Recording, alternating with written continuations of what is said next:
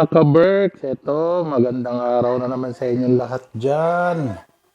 Bagong vlog na naman tayo at syempre, pakikilala ko na sa inyo ang ating mga bidang-bidang ingredients. Meron po tayo dyang milk.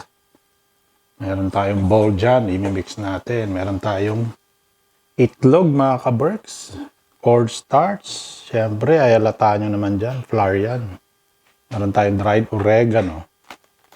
Meron tayong chicken bouillon, paprika, oil, suka, kasi gagawa tayo ng buttermilk. Meron tayong garlic powder, meron tayong baking powder, meron tayong salt and pepper, hot sauce, at syempre ang bidang-bida at hulaan nyo po mga ka-Berks kung ano ang ating dish for today. Ayan, chicken tenders. Ayan, gagawa tayo ng crispy chicken tenders mga ka-Berks. Ayan, syempre, di matatapos siya kung hindi natin maluluto yan kung walang kasirola or kawali. Okay, let's go mga ka-Berks.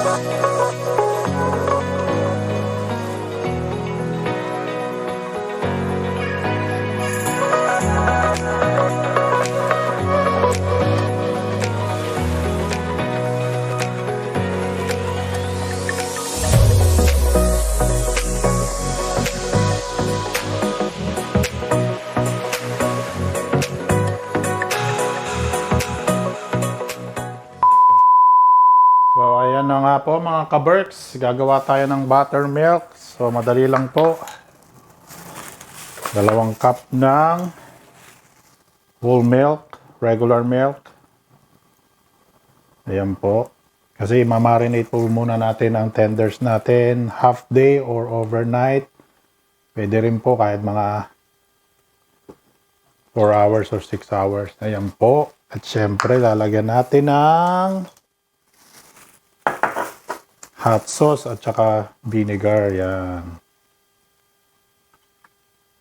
4 na tablespoon po na vinegar. Ayan, mga ka-Berks. Napakalupit po niyan. Tapos, syempre, hot sauce. Optional lang po kung gusto niyo po lagyan ng hot sauce. Pero sa akin, 2 tablespoon lang po. Ayan. Tapos may mix natin yan mga ka-Berks.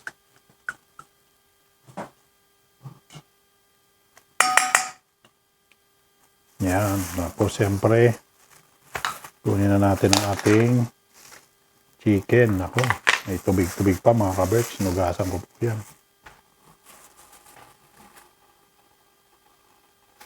Ayan. Siyempre, lagay na natin dito mga ka-Berks. Mekos-mekos na natin mga ka-Berks. Bali, 850 grams po ito. Ayan. Anyway, ilalagay ko po sa description below ang aking mga ingredients. Ayan mga ka-Berks. Ayan o. Ayan. Marinate natin mga ka-Berks.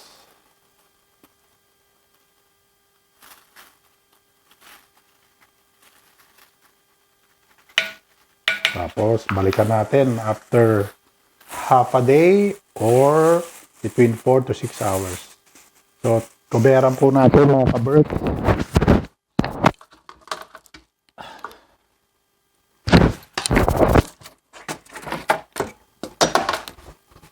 Yan.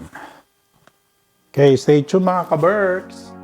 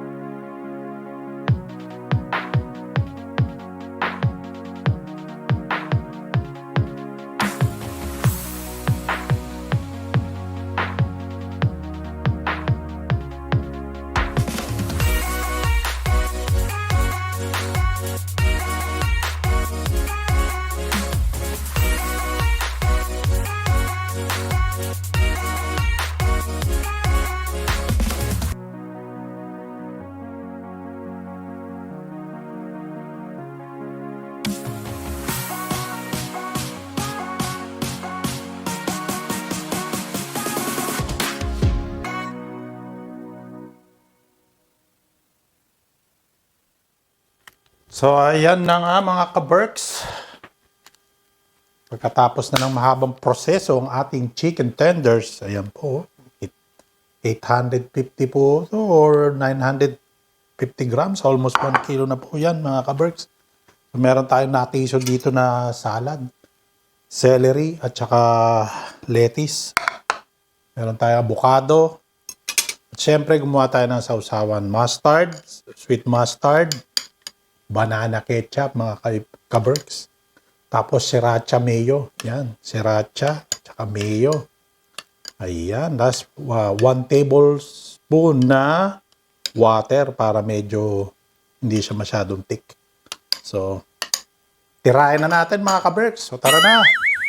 So, unang subo para po sa inyo mga ka-Berks. Yun, mainit-init pa ka-Berks. Oh. Siyempre, masarap. May kasabay itong salad, mga ka-Berks. Yan, oh. Pero nasa inyo po yan. Pwede nyo rin sabay sa kanin ito.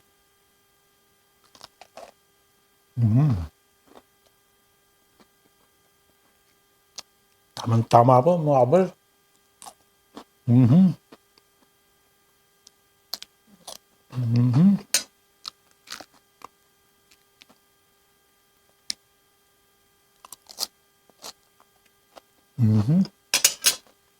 Ito pa, oh.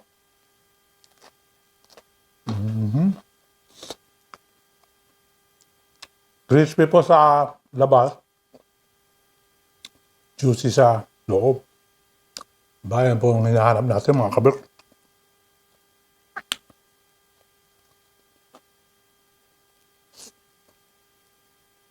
Kahit wala nang sausawan mga ka-Berks. Pero parang mas masaya. Kaya natin ang sauce. Siyempre, avocado. Tirahin na natin itong avocado.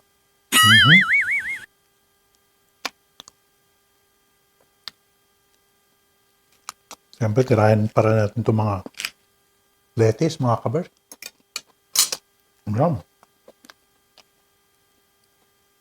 Bago tayo magpangalawang subo, hindi natin makakalimutan ng ating quotes for today. At ang quotes for today is, learn the rules like a pro so you can break them like an artist. Yan, napakalalim po niya si Pablo Picasso. Yan. Ayan po. Siya po ang may owner ng quotes na yan. Napakahirap po ng mga quotes natin ngayon mga ka-Berks. Wala po akong opinion dyan. Syempre, banatan na natin to. Pangalawang tenders naman. Para naman sa akin. Yan.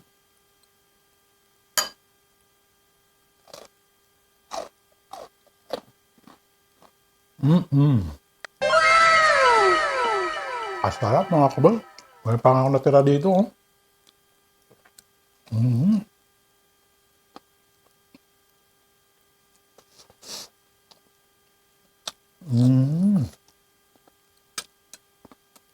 Ang lupit ng lasa mga ka-Berks. Amazing!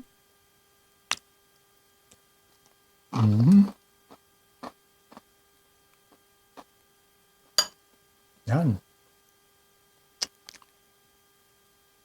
So, kung nagustuhan niyo po itong aking chicken tenders, subaybayan niyo lang po hanggang sa dulo yung procedure at lalagay ko po sa description below yung mga ingredients nitong chicken tenders natin. Ito po ay Pinoy style. Mga ka-Berks. Yan. Banana ketchup. Sarap yan. Yan. Pakalupit mga ka-Berks.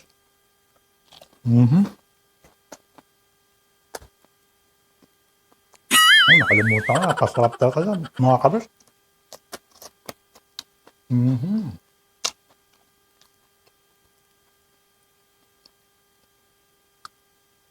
So like, share, and subscribe po. Caridad Safety. Hanggang sa muli po. Maraming pong salamat. Bye!